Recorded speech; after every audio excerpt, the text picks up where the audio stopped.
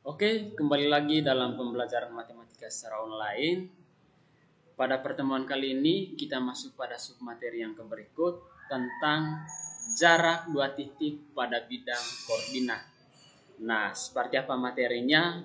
Mari kita perhatikan penjelasannya berikut ini.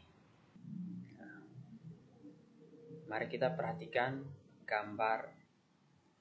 Misalkan di sini ada titik A yaitu X1, Y1, kemudian titik B X2, Y2. Nah, seperti ini ya. Kemudian kita beri nama di sini X1 lurus dengan titik A ini, kemudian berikutnya X2 dari koordinat titik B. Lalu di sumbu Y-nya kita tulis di situ Y1 sebagaimana yang ada pada koordinat titik A. Kemudian berikutnya Y2 ya. Nah, yang dimaksud dengan jarak dua titik adalah kita menghitung panjang ruas garis A B ini ya. Adapun rumusnya untuk mencari jarak dua titik adalah sebagai berikut. Maka rumusnya adalah AB sama dengan akar kuadrat ya, akar kuadrat dari X2 dikurang X1 dikuadratkan tambah Y2 kurang Y1 dikuadratkan.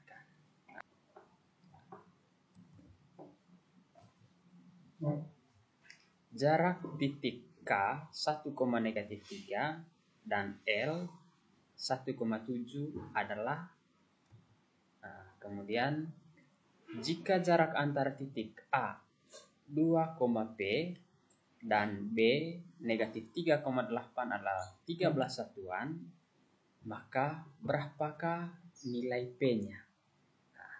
Nah, seperti apa penyelesaian dari kedua contoh soal ini? Mari kita perhatikan berikut ini.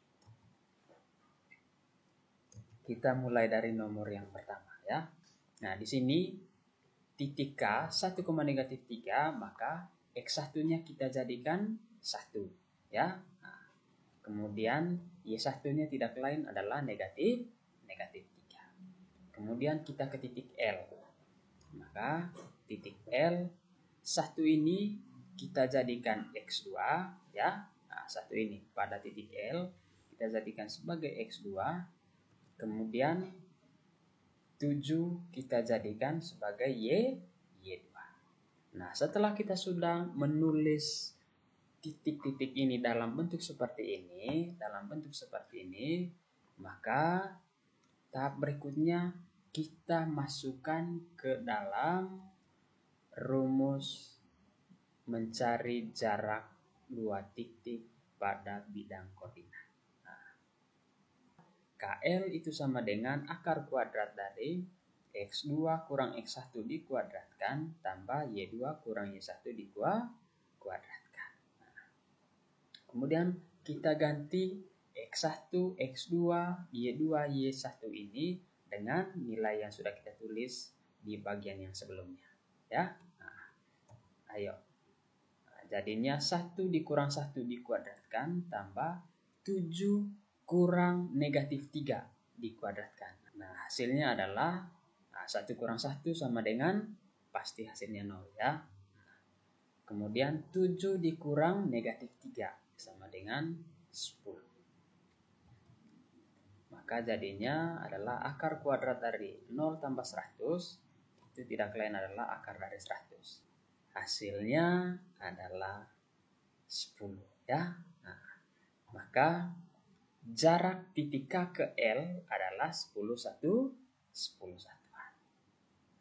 Untuk bagian ini cara penyelesaiannya seperti ini ya. Kemudian kita lanjut ke pertanyaan yang kedua. Oke, sekarang kita perhatikan contoh yang berikut. Nah, kalau kita perhatikan dengan baik, yang diketahui soal itu adalah X1, kemudian X2, Y2, dan juga jarak, ya. Nah, jaraknya sudah diketahui. Jaraknya sudah diketahui yaitu 13 satuan. Oke.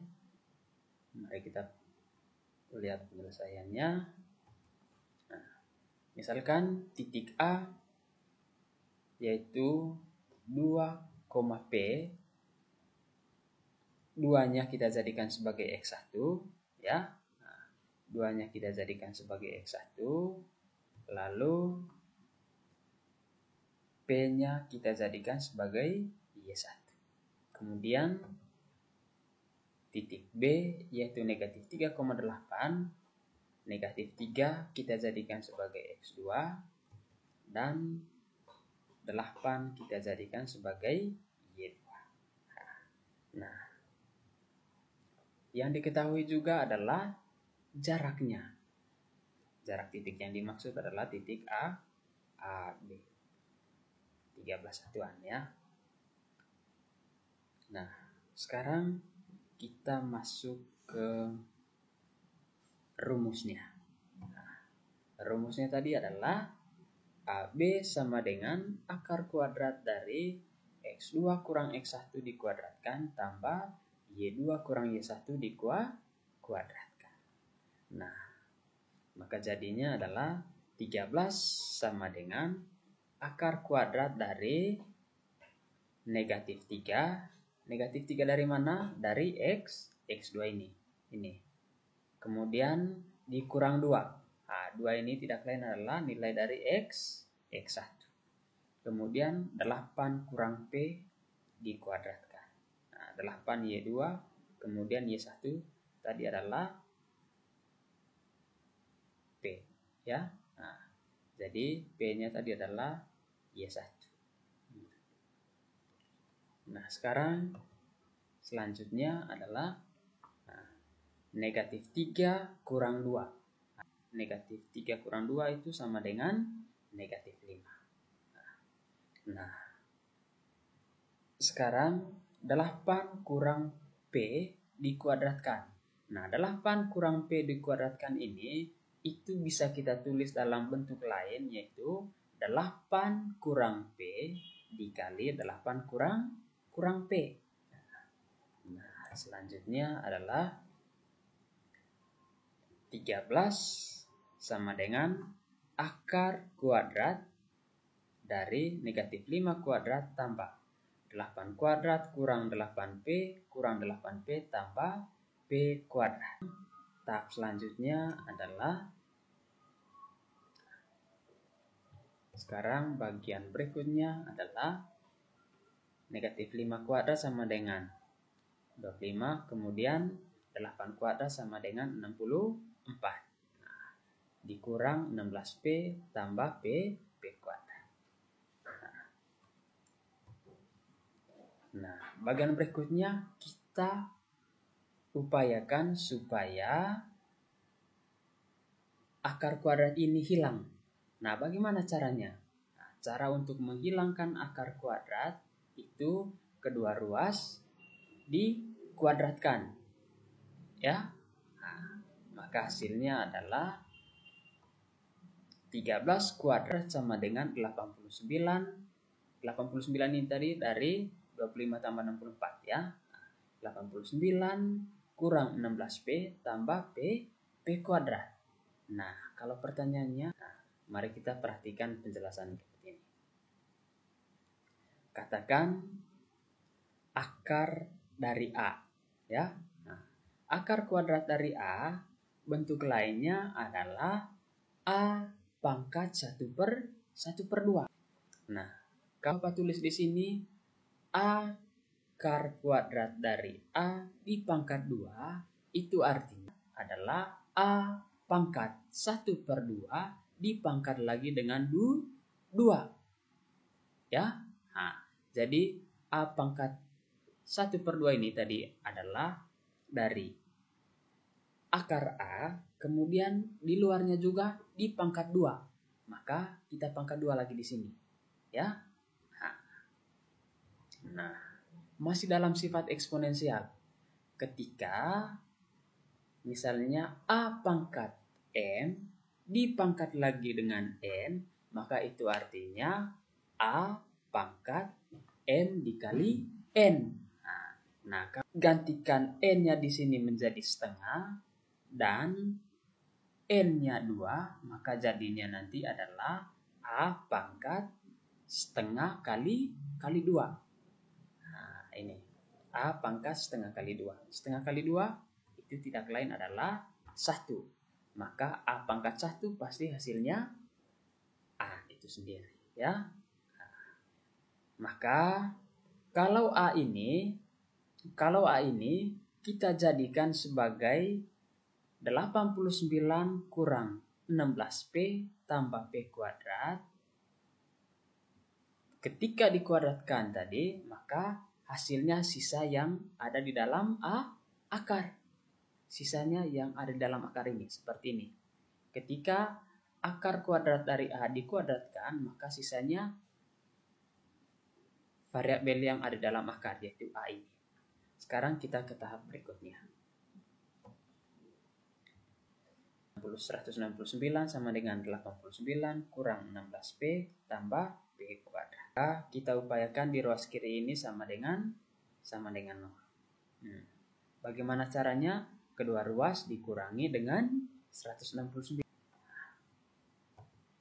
Maka jadinya adalah seperti ini. 169 kurang 169 sama dengan 89 kurang 16P tambah P kuadrat kurang 169. Jadinya 0 sama dengan 16P tambah P kuadrat kurang 80. Jadi 80 ini didapat dari 89 kurang 169. Kemudian persamaan ini kita bisa tulis menjadi P kuadrat kurang 16P kurang 80 sama dengan 0. Maka jadinya seperti ini. P tambah 4 dikali P kurang 20. Ya. Nah, sama dengan 0. Maka jadinya di sini adalah P sama dengan negatif 4 atau P sama dengan 20. Oke, sehingga dengan demikian nilai P-nya sama dengan negatif 4 atau P sama dengan 20.